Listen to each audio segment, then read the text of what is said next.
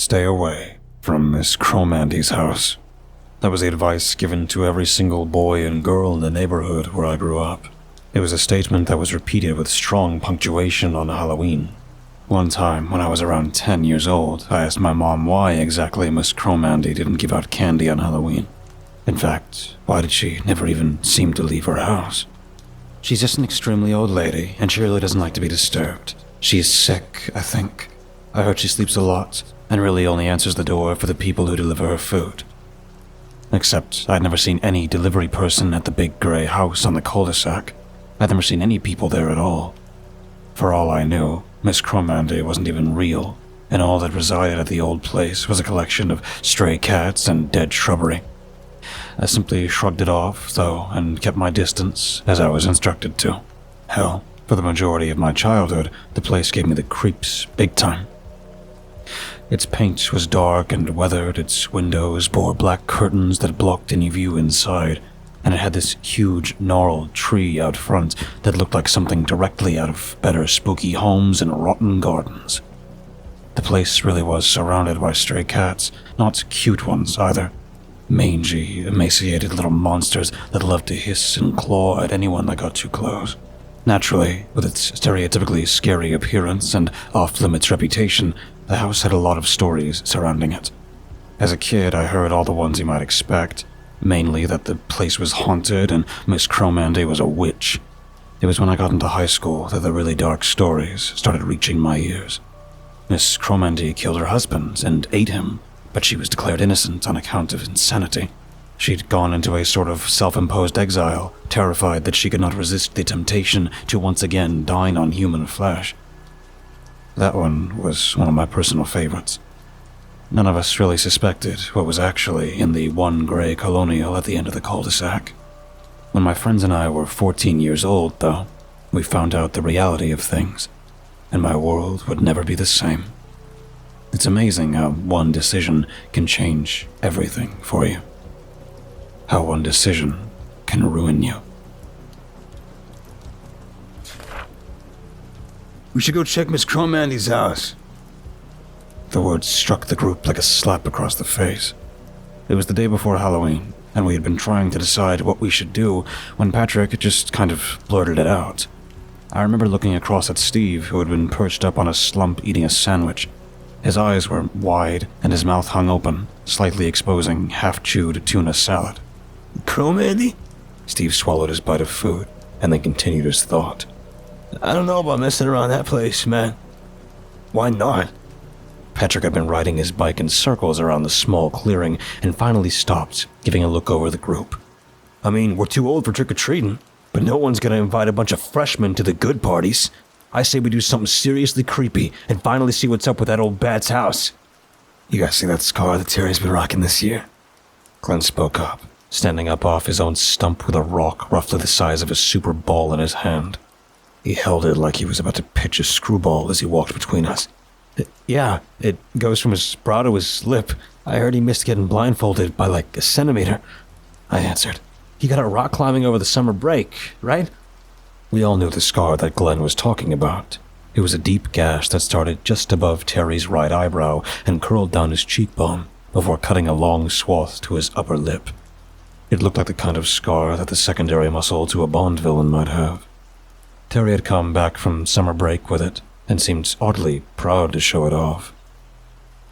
That's what he's been telling everybody. Glenn overhanded the rock with a lobbying throw and landed in a little watering hole next to the clearing with a plunk. Reality is, he got it from a cat over at Crowmandy's. No shit. Crowmandy put his sandwich down on the plastic wrap it had come in and stood up. Where'd you hear that? Terry told me after gym one day while we were smoking weed up at the shack. Glenn was smirking. He told me not to say anything, but he's kind of a dick. I bet it was that big one. That bastard hisses at me every single time I walk by. Steve hiked up his shorts. What do you call it, Mikey? Moose, I answered, my mind visualizing the large gray cat with its matted fur leaping from some tree and attaching itself to Terry's face, sinking its thick, ungroomed claws into his skin and slashing. It seemed totally plausible. Moose, who earned his name strictly due to his size, was always at the head of the pack when you'd walk by Miss Crowmandy's place. His back comically arched as he did that low, throaty cat growl and followed you with yellow eyes.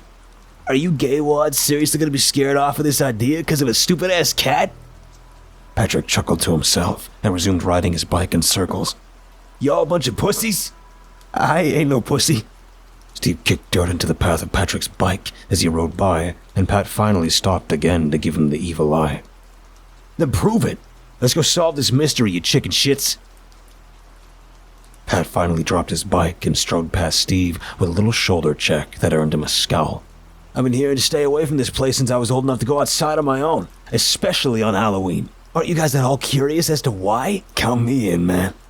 Glenn spoke up and started digging in the dirt for another rock. Chicks dig scars, right? Finally, a pair of balls. Patrick pointed at me.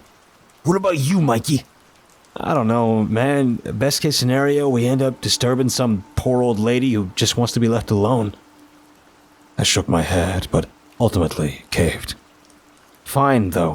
What else do we have to do? Half a ball. Good enough. He turned to Steve, who was still scowling at him. How about you, big boy? Patrick slapped Steve's stomach, and for a second I thought Steve might punch him in the jaw. Patrick was always picking on Steve because of his weight, and one day I just had a feeling it was going to come to a head, friends or not. This time, though, Steve unballed his fist and let out a huge sigh.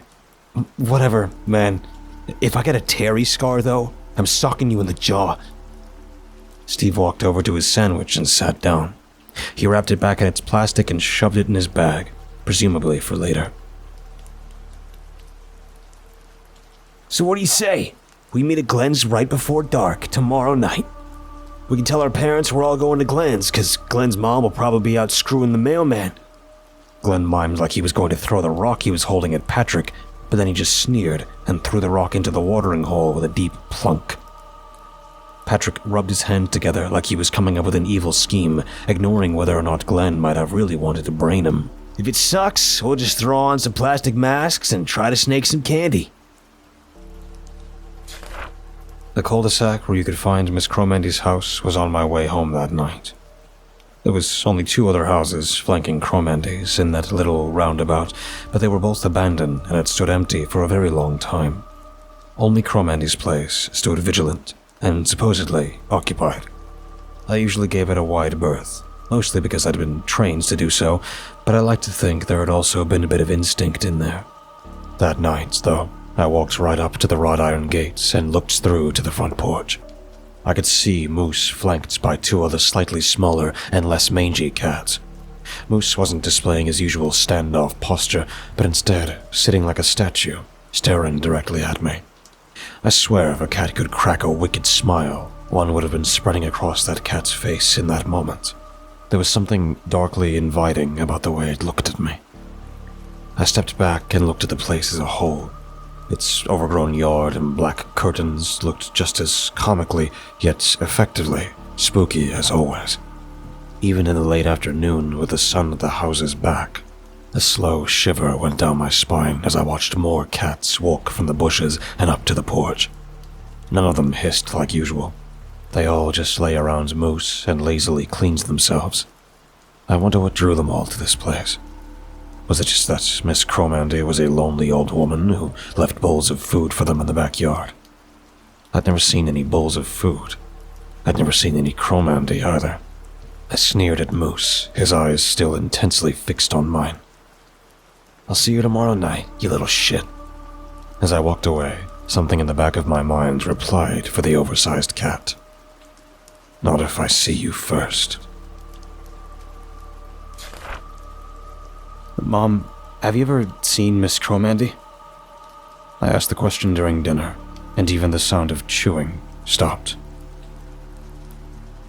I mean, my mother swallowed her bite of pork chop and gave me a nervous look. I must have at some point. She's a very old lady and barely leaves the house, though. Yeah, you've told me. I put my fork down and wiped my mouth. Have you ever seen a delivery person at her home, bringing her groceries or just basic essentials? What's with the 3rd degree, sport? My father chimed in, his tone much less jovial than the use of the word sport would imply. Your mother and I are Miss Crowmandy's keepers. Don't you think it's weird, though? We don't have the Crowmandy watch. My father butt in, not letting me finish. He smiled and started cutting off another hunk of steak and bake pork. I'm sure someone makes sure she's taken care of. Finish your dinner, Michael. My mother pointed to my plate. It's gonna get cold. I sighed and packed back up my fork and knife. I turned each of them in my hands a few times, watching my warped reflection stare back at me from the metallic finish. They were being dodgy and dismissive. Everyone was when it came to Crowmandy's place. It's a wonder there were even any rumors in town, considering how quickly the topic changed when you brought up the old woman in the dark gray house. What's her first name? I asked the question quietly as I stared down at my plate, as if it had been a query for the peas and carrots. What's that, kiddo? My dad didn't even look up, just shoveled another forkful of food into his mouth. Her first name. What is Miss Crowmandy's first name? My parents looked at each other for a second. They seemed to be thinking, attempting to recall some old memory. My father took far too long chewing his food in a way that was a clear stalling attempt, and it was left to my mother to answer me. You know? She tapped her finger on her chin like a bad actor. I did actually meet her once. They delivered a letter of hers here by mistake. So, you brought it to her? I raised an eyebrow. Like, put it right in her hand. I'm not a huge fan of your accusatory tone there, kiddo. My dad suddenly barked at me, dropping his utensils on his plate with a loud clang.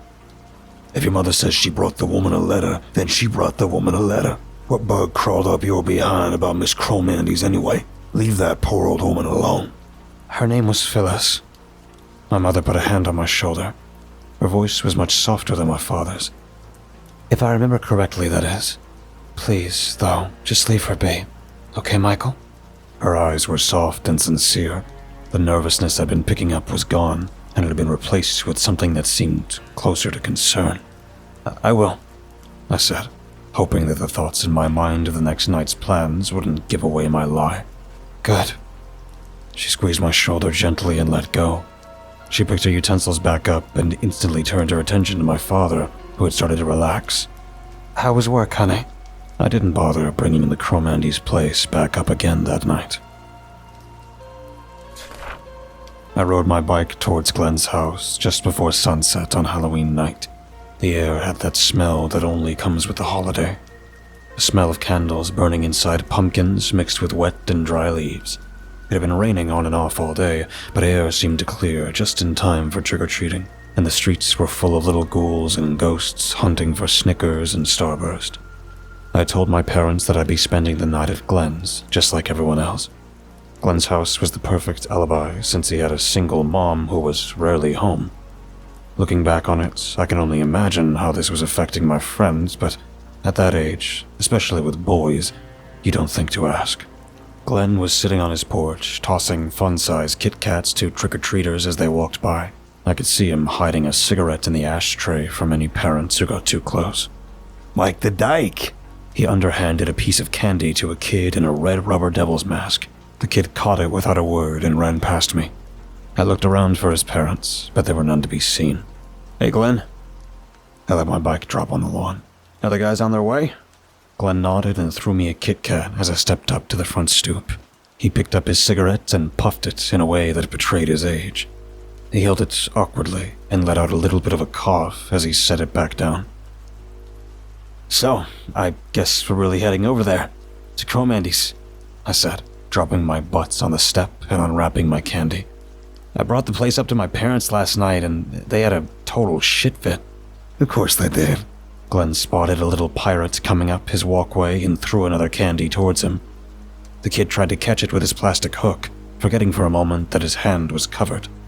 It hit the ground and the kid quickly snatched it up and ran off back to his mother, who was scowling hard at a giggling Glenn. I mean, what's the fucking deal with this place? I asked, clearly more stuck on the subject than my friend, who was still laughing over the kid dropping the fun-sized candy bar. Dude, adults always freak out when you bring up Crowmandy's place. One time I brought it up to my mom. She basically told me that if I ever mentioned that place to her again, I'd have to find a new place to live. He took another awkward drag from his cigarette and managed to stifle his cough. I guess we'll find out the deal tonight, though. Patrick seemed really determined. I walked past there yesterday on my way home, and that fucking cat was staring at me. Moose. Glenn was laughing again, this time at me. Yeah, the big bastard. I snapped a bar off the Kit Kat and took a bite. The place really does seem creepier close to Halloween. I looked up at Glenn and swallowed my chocolate. Right? I needed some confirmation that the sick feeling in my stomach was valid. I couldn't be the only one that found the place to be totally off, like it didn't belong in our world. Glenn let out a sigh, punctuated with one final humorless chuckle. Terry told me about more than just the cat, he finally admitted, while running his fingers through his hair. He said he saw someone standing in one of the windows. What? Seriously? I practically jumped up at this revelation. The sighting of an actual person at the Crowmandy's house would be legendary. Was it her? I don't know. Glenn shook his head and stood up with his hands in his pockets. He said it looked like a total blur, like when you squint your eyes and stare at someone. Except his eyes were wide open. Are you telling me that Terry thinks he saw a ghost? There was a laugh at the end of my question, and even I couldn't decide if it was more amused or nervous. I don't know, man. I wasn't there. Glenn looked almost like he regretted telling me. He just said blurry. He couldn't really describe it very well. He just sorta got all quiet and started rubbing that scar on his face like it hurt. I calmed myself and sat back down on the porch with a thump and a sigh. If this was true, then there really was someone in that house. Granted, Terry was well known for being utterly full of shit, so it very well could have just been some exaggeration or straight-up bullshit he said when he was high. At least that's what I thought, until Glenn told me the last part. He said he didn't want to pass the gate, but the cat was just staring at him, like it was inviting him in. Once he crossed into the yard, the blurry person pulled back one of the curtains, and the cat jumped on him. Glenn stubbed out his cigarette and tossed another Kit Kat to a little girl in a dragon costume that was coming up the walkway. She dropped it, but this time, Glenn didn't laugh. He just shook his head like he was breaking some kind of spell and finished his story. Then he just bolted, I guess. He said he didn't even notice the gash on his face till he got home. I thought back to the previous nights and the way Moose had been staring at me with his massive yellow eyes. The feeling of pull that was coming from the large mangy cat, the one I had resisted. I wondered what would have happened to me if I walked past the gates and into the yard. All sorts of horrors had begun to form in my mind when my thoughts were suddenly interrupted by Patrick's obnoxious voice. Hey, shit stains! You guys ready to solve us a Scooby-Doo mystery? Okay, Patrick, what's in the bag? We were on the corner that led into the court where Crowmandy's place loomed. Patrick had brought his school backpack with him, and it seemed absolutely stuffed to the brim. The zipper barely closed at the top. Dude, don't worry about it. Pat tapped his fingers on his bike handles. Where's baby Beluga? That little bitch better not have chickened out on this. Steve was supposed to meet us just outside Crowmandy's court. He only lived a few blocks away and said he'd join up with us a little after 8. I checked my watch, and it was nearly 8:30. The trick-or-treaters were starting to thin out to just the older kids. 10, 11, 12 years old, wandering the streets, all of them avoiding the court like it was on fire. Steve was the outlier of the group, and a lot of factors gave him that status. He was heavier, for starters, and that made him a target for some of Patrick's crueler jabs, even if they were disguised as friendly banter. Aside from that, he also came from a deeply religious family that was widely overprotective of him. He was able to get out to hang out with us way more since the start of high school, but his parents still watched him like a hawk, especially when it came to leaving the house after dark. Patrick was the opposite. His situation was closer to Glenn's, except it was his father and not his mother. His father was a local sheriff's deputy who worked odd hours, and his mother had left when Patrick was just 6. It's part of what left him so jaded. We suspected that Patrick's dad was violent with him too. He would show up to school with huge bruises on his arms, back, and stomach, but insist he got them doing something stupid or reckless, like trying to climb the banisters at his house and falling down the stairs. He was stupid and reckless, but I rarely saw him fall. His parents are probably being dicks about him leaving after the sun goes down. You know how much they hate him going to Glenn's, too," I said, getting off my bike and leaning it against a power pole on the corner. "I'm sure he'll be here. Chill and have some candy." Glenn chucked one of the fun-sized chocolate bars he'd brought along at Patrick. Before Patrick could react, the candy bounced off his head and landed on the sidewalk. "Think fast." Glenn and I both started laughing, and Patrick bared his teeth in a sneer and stomped on the candy before tossing his bike and bag to the ground. He had already begun storming towards Glenn and screaming about how he was going to kick his ass when I noticed that the zipper on Pat's bag had come open, spilling some of the contents onto the sidewalk. There was a package of raw hamburger that had fallen all the way out, and what looked like a full change of clothes. Below that, I saw something that looked like a few big red candles. Before I could question the nature of those items, I caught sight of something else just barely peeking out from inside the bag. A pistol grip. "Did you bring a fucking gun?" I shouted over towards him just as he was raising his fist at Glenn. Glenn had still been laughing, but abruptly stopped as the words left my mouth. Pat turns to look at me with a lowered brow. His face softened in a way that I didn't quite trust as he turned back and started stuffing his bag's content back inside, instantly forgetting about his grudge with Glenn. "Dude, is he serious? Did you bring a goddamn gun?" Glenn asked, his question in a much lower tone, and was already walking over, his eyes looking around to see if anyone had heard what I yelled. People continued on their merry candy-collecting way. "Yeah, I've jacked it from my dad's cabinet when he went out for work." Pat zipped up the bag and flung it over his shoulder. "Don't be a couple of little bitches about it." "Bitches?" I laughed and facepalmed at his casual and insulting attitude. "Dude, you brought a gun." I adopted Glenn's hushed tone now that I'd had a moment to reel in my shock. "Why would you bring a gun? Protection." He said the words firmly, like it was the only possible answer, and I was stupid for not having thought of it. He even nodded his head when he said it, like a child making a bullshit statement that is 100% true in his own mind. "Protection from what? The feeble old lady? Or maybe the cats?" Glenn had started laughing again. I wasn't sure if he was genuinely amused or just in shock at how stupid our friend was. "Dude, we have no idea what's in that house." Pat threw a thumb over his shoulder and nodded again. "That's my insurance." "I swear to God, Patrick, you're massively retarded." Glenn laughed again, but I didn't join him. "Pat, man, you gotta take that thing home. Put it back in your dad's cabinet," I said, trying to appeal to his sense of self-preservation. I could tell by the look on his face it wasn't working. "No fucking way." He shook his head in that same childish manner. "You could be a couple of little girls about this all you want, but the gun stays with me. And Glenn, if you don't stop laughing, I'm gonna knock your goddamn teeth out." Glenn laughed even harder and gave him the thumbs up. "Why are you attacking me? I think it's a great idea. Bring the gun. If Dracula's in there, you'll show him what for." Patrick just eyed Glenn with his trademark scowl. I expected a retort, but as Glenn turned away, I thought I could see the faintest trace of a smile cross Pat's lips. "Pat, keep it in your bag. We don't need a goddamn gun." I said it as calmly as I could consider. "If that thing comes out, I'm going right home." "Go home now. What the hell do I care?" He shouted at me, drawing the attention of some passing trick-or-treaters who slowed to watch the fight.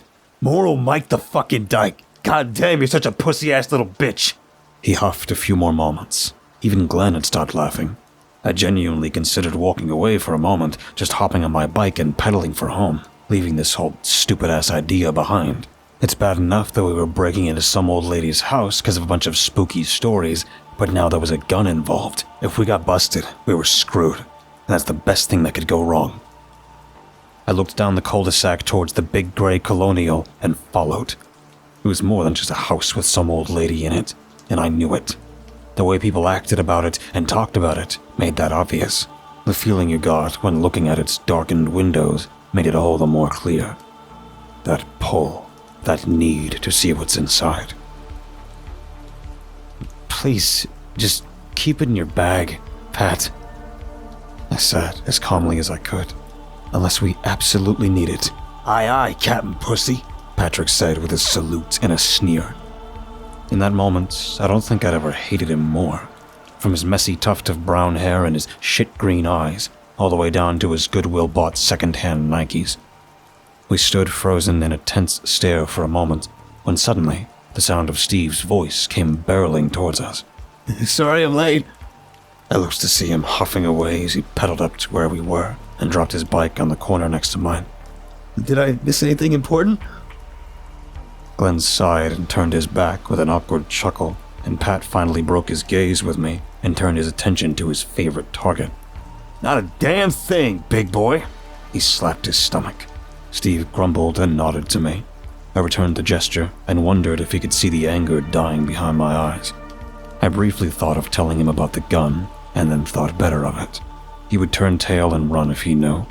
He might even tell his parents. I should have let him. Hell, I should have gone with him. But instead, I kept quiet. Yeah, we've just been waiting for you. I ran my fingers through my hair and let out a long-held breath. In fact, Pat was just about to tell us why he brought a pound of raw hamburger. He what? Steve laughed and looked at Pat, who had also composed himself enough to pretend he wasn't seething. Well, let's get to this, and I'll just show you. Okay, so from what I know about this place, there's a basement hatch in the backyard that we might be able to get in through. We stood in front of the iron gates as Pat laid out his plan. He threw the bag off his shoulder and unzipped it just enough to pull out the hamburger. Steve and Glenn both looked at each other with confusion, but considering my eyes had been on the gang of cats since we walked up to the house, I had pieced it together. I had a new question. How do you know about the basement hatch? My dad told me a lot about this place. Pat grinned as he ripped open the package of hamburger. I know all your parents are too scared to even talk about it, but my dad says he's actually been here before. What, on a call or something? Glenn asked. Steve had taken to staring down moose like the secret mysteries of the universe were in the cat's eye, and they very well might have been. Yeah, probably. Pat shrugged and tossed the opened hamburger over the fence with an underhanded throw. Point is, he gave me some info. Wait, did he actually meet Miss Crowmandy? I asked, shocked that Pat was just telling us all this as we were about to walk in. The cats all ran over to the meat as if the dinner bell had been rung. There was a mix of delighted yowls and hisses as they argued over spots next to the package. Moose followed slowly behind, keeping his eyes trained on us. He finally sniffed the meat, and when satisfied with the offering, he pushed his way through and began to dig in as well. Come on, now's our chance to go, Pat said, ignoring my question and pushing the metal gate open with a creak that I momentarily thought would catch the cat's attention. A couple of them looked up, with bits of hamburger still hanging from their chins, but seemed to not care about Pat entering their yard. They'd been satiated. Glenn shrugged to me and followed Pat as he made a turn around the side of the house, heading into the backyard. Steve looked at me nervously and smiled. I motioned for him to go ahead of me and hiked up his pants and trotted across the yard to join the others. I followed more slowly, my eyes remaining on Moose. The large, mangy animal looked up at me with the hypnotic yellow eyes and blinked once. "Not if I see you first," I whispered before turning away and joining the others in the backyard. I turned the corner to see my friends standing in front of a large basement hatch shut closed by two red wooden doors. It stood out in the dim light and otherwise dead and gray color scheme of the house. It looked like it didn't belong, like it led to another world. Pat grabbed one of the door handles and Glenn went to grab the other.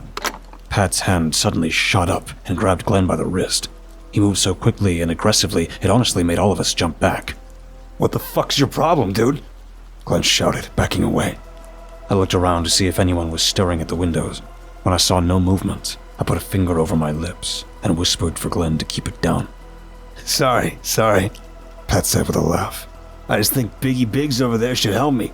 See if we can get him to overcome that yellow streak. And I'm not talking about the piss that's probably running down his fucking leg.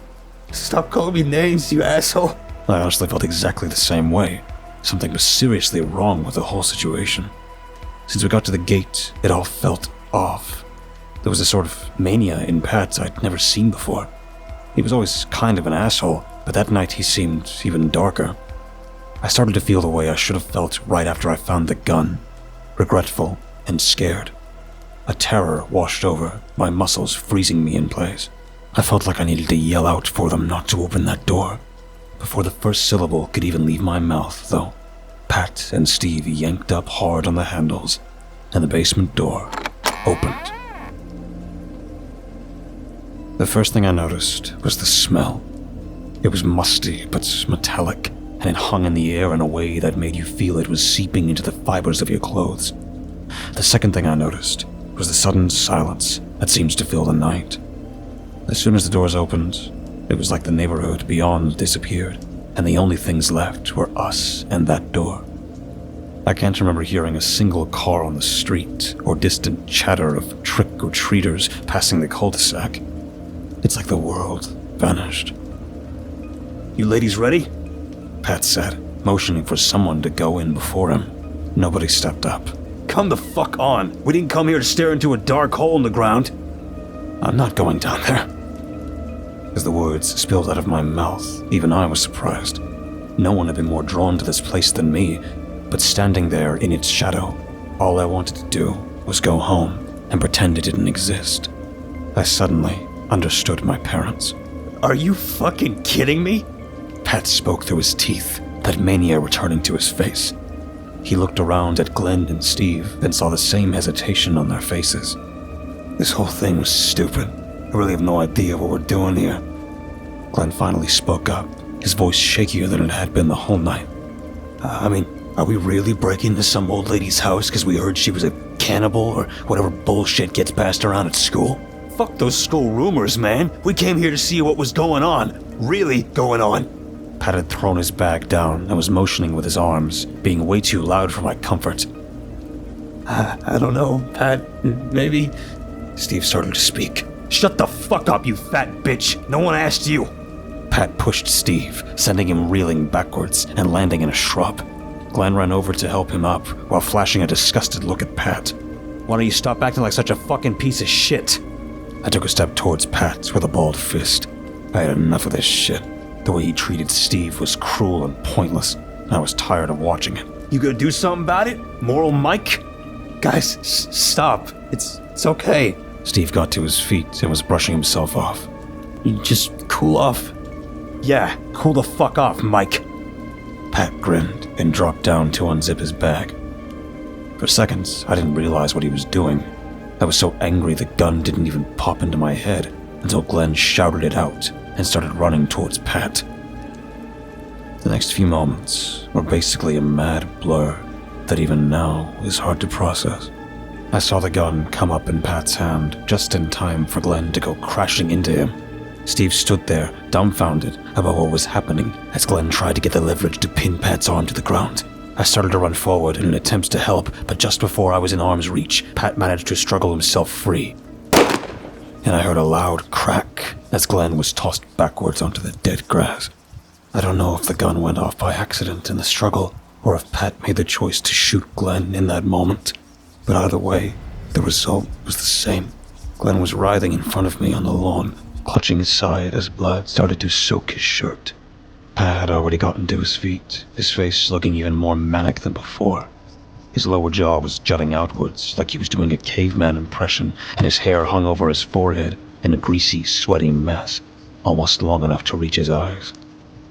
I tried to drop down and help Glenn as he started to scream and cry, but Pat shoved the gun in my face, so close I could smell the gunpowder and feel the heat from the barrel.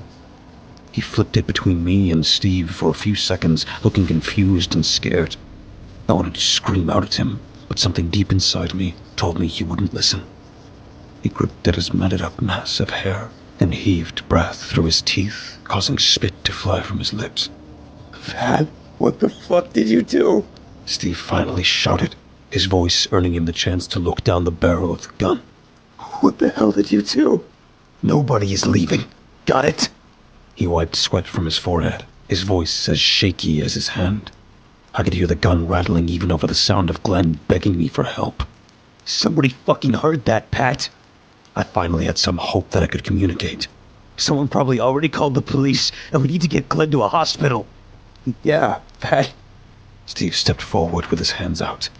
It was just an accident, right? Back the fuck away from me, you fat piece of garbage. Pat stepped forward with the gun extending as far as it would go in Steve's direction. He turned back to me. No one heard anything. No one can hear anything now. When we opened that door, we were committed to this. No one is leaving. What the fuck are you talking about? I pressed my hands over Glenn's wound. His shouts were dying down to whispers as he looked weak. He was losing a lot of blood. I could barely see it pooling beneath him. He's fucking dying, you lunatic. You were trying to leave. Pat screamed at me. Why were you trying to fucking leave, you goddamn idiot? Glenn went limp in my arms. In a matter of a couple of minutes, he'd gone from fine to writhing in utter pain to so still I didn't know if he was still alive. The only thing fighting back a flood of tears was a wall of anger and adrenaline. I looked over at Steve, who had a terrified and confused look frozen on his face. His hands were still out, despite the fact that the gun was pointed at me again. Get up and get into that basement. Pat quieted his voice and spoke sternly, like an order. You can't be fucking serious, I said, as the blood continued to flow through my fingers. Do I look like I'm kidding to you? He pressed the gun to my forehead hard enough for the edge of the barrel to push into my flesh. Get in the fucking basement.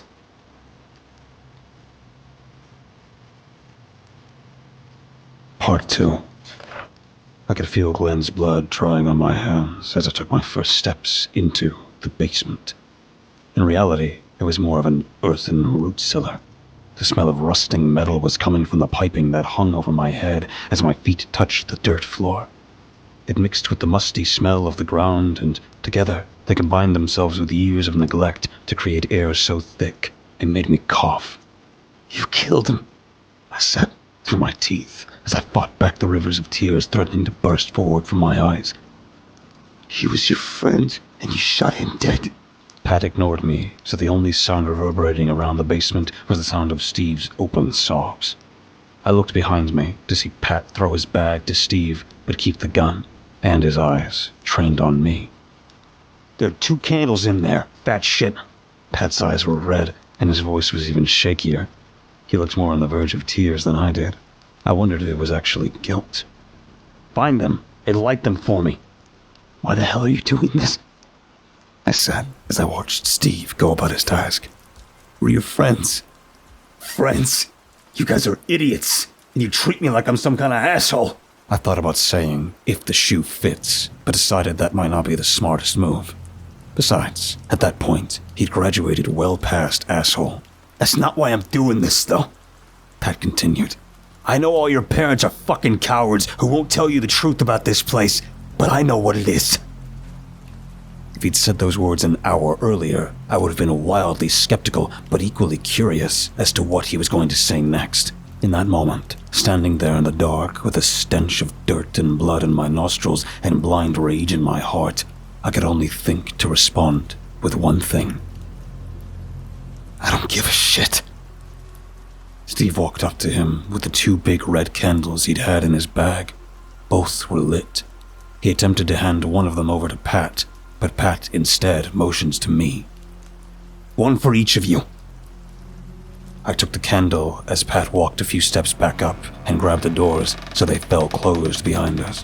There was a loud slamming of the heavy wood, followed by near-pitch darkness, aside from the candles. Why? It was the only word that Steve managed to squeeze out between sobs. Because I need you. Both of you. He paused for a second, his eyes looking back towards the now closed door. All of you would have been better. He swallowed hard and attempted to compose himself. His face looked as if it were being drugged down with weights, and his bottom lip briefly quivered before he shook his head vigorously. For what? I spoke sternly, no trace of childhood left. I looked down at the flame of my candle and felt the heat on my face. The shimmer of the fire on the melted wax pooling below it caught my eye as Pat began to talk. She only opens the door for the people who bring her food, Michael. Pat laughed a little bit, and I saw the gun growing heavy in his hands. He was cracking more and more. My dad told me that a lot growing up. I'm sure your parents did too. About Crowmandy. Yeah, 'cause she's an old sick lady, Steve said in a weak voice. His tears had started to subside and were being replaced by pure fear. There is no fucking old lady, you idiots. His hands went up, and the gun was, for a second, not aimed at either of us. My eyes shot down again to the pool of wax on my candle. A little longer, I thought.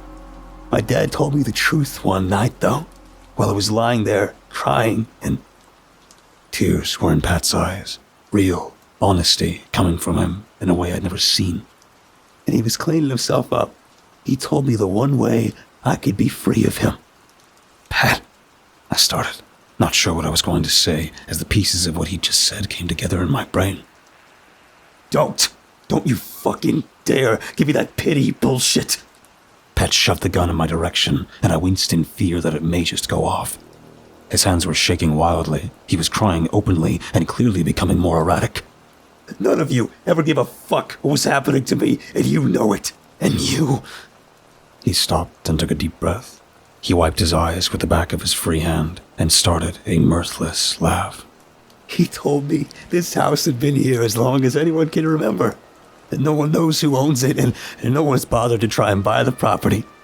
Nobody can live near it because they hear voices when they try and sleep. Sometimes those voices spread out into the town.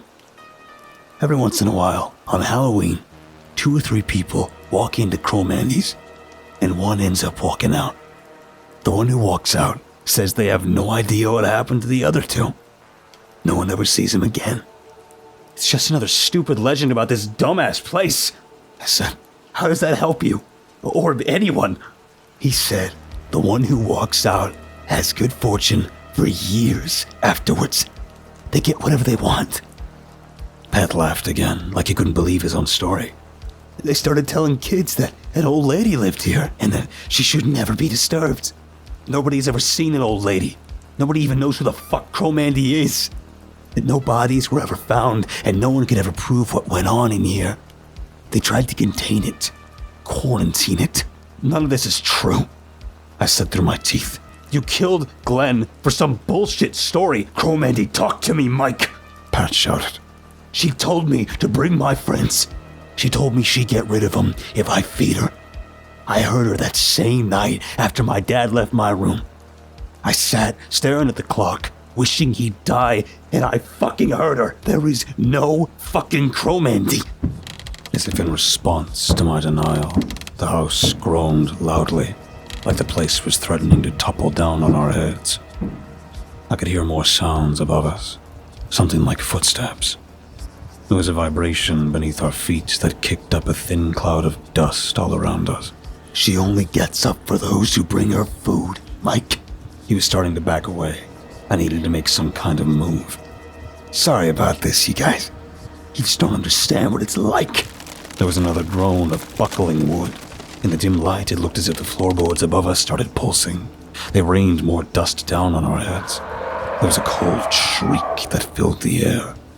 It felt like it was going to pierce my eardrums, but I kept my eyes fixed on Pat as he tried to back away toward the hatch. Oh, God, what the hell is going on? Steve cried out as he dropped his candle to the floor and clapped his hands over his ears. I brought you what you asked for, Crowmandy. Pat shouted again. His eyes flicked upwards and the barrel of the gun dipped. I looked again at my candle, the top now filled with melted wax.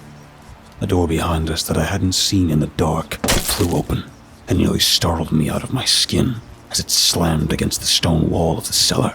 The soft blue light shone from just beyond it, but I was angled away from it in such a way that I couldn't see where it led. There was a low rumble, like the guttural growl of an angry cat turned up past 11. The ground shook again, and I watched as Pat lost his footing, just barely catching himself as the aim of the gun finally slipped away from Steve and me. Steve screamed behind me, but I didn't think about looking back at him. Instead, I lunged forward towards Pat and flicked the candle in the direction of his face. He screamed as hot wax struck the side of his left cheek and splashed into his eyes. He reeled back, blinded, just before I reached him, and he raised the gun and fired. The blind shot went off inches from my head. It was so close that I felt my eardrum burst as I fell hard on top of Pat. I grabbed his gun hand with all my strength and bashed it against the ground as hard as I could. With my still working left ear, I could hear Steve screaming and crying about whatever was coming through that door. I kept focusing on getting the gun out of Patrick's hands, though. He pushed my chin up with the palm of his free hand, digging his fingernails into the side of my face. He screamed and spit at me while he attempted to find some kind of sight in his already swelling, scorched eyes. Finally, the back of his hand smashed hard against a loose stone sticking out of the earthen floor, and his hand opened up as he howled in pain. I made a grab for the gun, but before I could get it in my hand, Steve slammed into my back. He had tripped over himself trying to get to the stairs and landed hard on both of us. The air was pressed out of my lungs, causing me to cough and choke as I was smashed between Pat and Steve. Pat, whose hand had started making an attempt to dig the already cooling wax from his blinding eyes, made a face that looked like he was attempting to blow out his birthday candles as the combined weight of Steve and myself crushed his midsection. Steve floundered on top of me for a moment before finally scrambling up to his unsteady feet and nearly kicking me in the face, attempting to get to the stairs. He was in full panic, and I knew that one quick glance over my shoulder at whatever was coming for us would probably cause me to do the same. What I saw when I looked was far worse than I could have ever imagined, though. It was as if the walls, the beams, the ceiling, even the earth itself, was twisting into malformed arms, reaching out for us. Some great gaping mouth filled with hundreds of mangled fangs seems to be created out of rips in the fabric of reality, the next world being the back of its throat. Whatever fragile world of make-believe stories about Crowmandy's house I had built up in my mind shattered into a million pieces. The sight of the world itself, reaching to devour me, killed whatever childish notions left in my heart and head. She only gets out of bed for the people who deliver her food. The words came to me, then I had to stop myself from laughing. It felt like every synapse in my brain had misfired, and any mind I had left was lost. Pat groped blindly for the gun. The darkness of the cellar mixed with his certainly destroyed eyes made his efforts fruitless as I listened to him curse me with my good ear. I pushed his head down and grabbed the gun myself, wheeling around to face the senseless thing armed with the weapon that killed my friend. I fruitlessly pulled the trigger, sending the 5 remaining shots in the gun hurtling towards the thing. It was like shooting at a black hole. The shots were simply sucked into the twisting reality, and the Crowmandy thing seemed unfazed. In one last act of utter frustration, I threw the gun towards the ever-growing mouth and watched it disappear down its throat, like a stone down a well. I turned and saw Steve shouldering the heavy doors. He was in a total panic, screaming wildly and trying to force all of his weight upstairs as he hunched on the cellar stairs. The doors did little hops and landed back down on him. I crawled over Pat as he attempted to grasp at me again. His screams cursed at me and wildly flung his fists and raked his nails. He gripped my calf as I was getting to my feet, and I felt him sink his teeth into where my leg had become exposed from my jeans, bunching up during the scuffle. I screamed and yanked my leg away, bringing it back down hard into the side of his head, hoping he would just stop struggling. His arms went limp, and his fight drained out of him in an instant. I ran to the doors and joined Steve in the effort to get them open. Push harder! I screamed as I pressed my palms against the splintery wood and pushed upwards with every bit of strength I had. Oh God, please God, get me out of here! Steve shouted back, his panicked attempts to shoulder the doors abandoned for the same method I was using. It's like they're cemented shut! I slammed my fist against the door, hard enough to feel the skin on my knuckles open up. She won't let you out. Can't you hear her? Pat had begun to crawl up the stairs, looking as much like a monster as the thing behind him that continued to warp reality, moving ever closer, both of their arms outstretched towards us. He was crawling up the stairs after us, his eyes nothing but bloated red patches of skin dotted with drying red wax and bubbling blisters. There was a wound on the side of his head that poured blood down his face that was smeared over the side of his grinning lips and teeth. She was promised food. She was promised you. She's not gonna let you go. I watched the world twist and shimmer as the Crowmandy thing picked up its pace. seemingly making the same sweeping long crawl motions as Pat. Each time his hands slapped a stair and pulled him closer, the thing behind him would jump forward another foot, swallowing reality with it. Steve stopped pushing and broke down into screams and sobs. Outside, I could hear the cats. It was like they'd finished their meal and had been clued into our situation. Their feet pattered the top of the door, and I listened as they yowled and screamed at our presence. Pat's hand slammed my shoe, and he realized what he heard. He snatched my ankle and started to pull me down the stairs. Dinner time, Crowmandy. Happy Halloween. His voice was colored with a mixture of a crackle and a cry. The stairs themselves seemed to come alive and wrap wooden fingers around my leg. I could feel splinters sink into my skin, and I screamed in pain. I gripped the plank on the top step as my leg was wrenched backward by Crowmandy towards the hungry mouth. I saw Pat's bloodstained smile and destroyed eyes looking at me. He was like something out of a horror movie, with his burned, red-stained face. I planted my ass down on the step in an attempt to get some measure of leverage and bend my free leg towards me like a wind-up. You feed the bitch! I screamed the words as I brought my foot crashing into the bridge of Pat's nose. He howled as he reeled backwards on the steps and began his short fall towards Crowmandy's waiting mouth. His screams echoed loudly in the shifting and shimmering basement. He fell into the mouth sideways, and I watched as his right arm was torn away at the shoulder, along with most of that side of his ribcage. His left hand attempted to grip something, but Crowmandy let go of me, and instead surrounded him greedily, ushering his body deeper into the maw. My eyes remained fixed in horror as he was torn away bit by bit, like he was being dissolved in acid and then sucked away in a vacuum. There was a frozen look of terror on his face, before it too was melted away into the storm of broken reality and swirled into nothingness. A voice hissed all around us. More. Give me more and go free. It was an awful, screeching voice that was only barely recognizable as female. It was something ancient and primal that spoke up from every dark corner at once.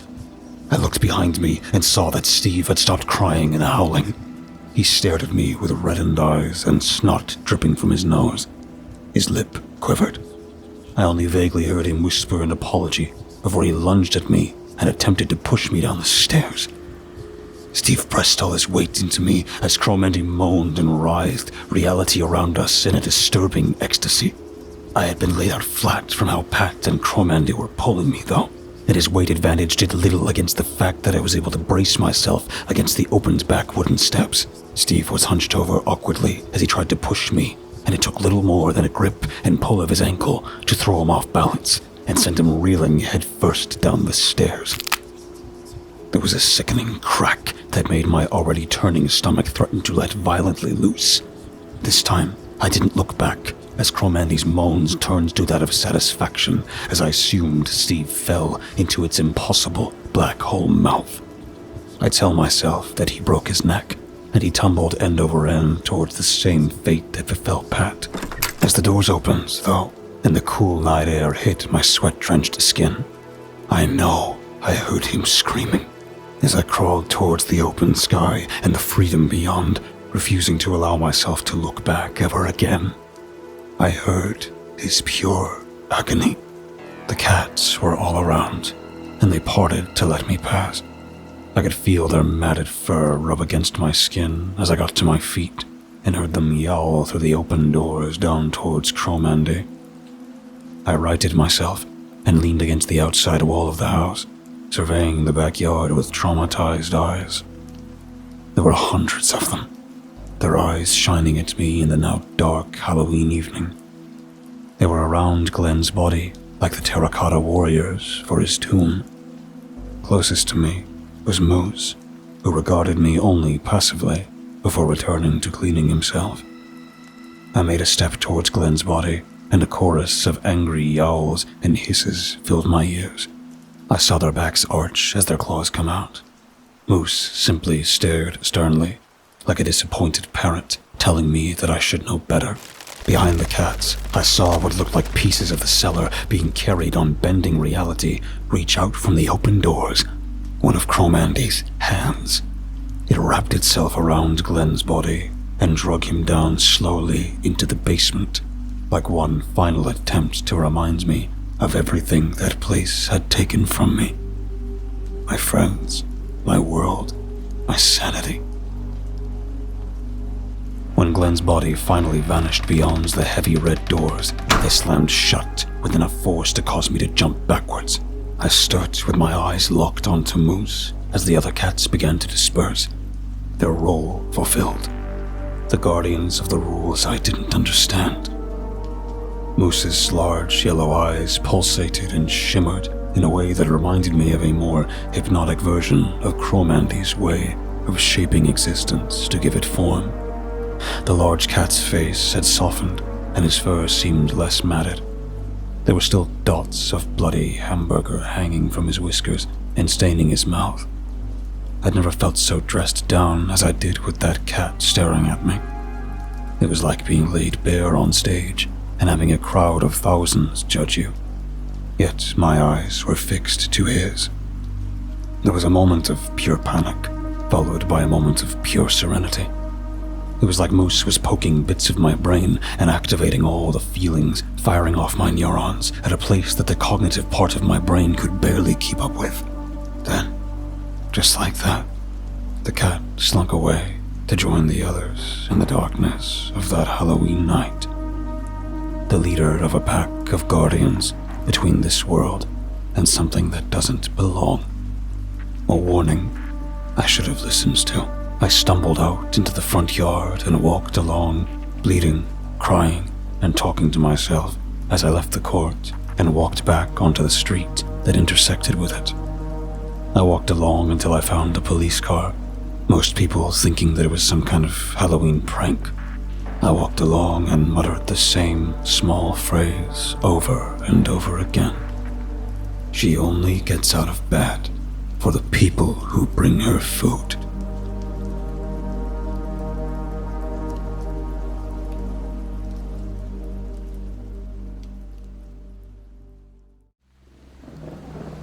Thank you for listening and delving with me into the dark together. Please remember to leave a thumbs up and subscribe if you feel so inclined. The more engagement this video gets, the more YouTube will push my content to others. Thus, the following will grow. All stories read in this channel will be available on Spotify, iTunes, and just about everywhere else. Links in the description. Thank you for listening and feeding the cause. We'll be seeing you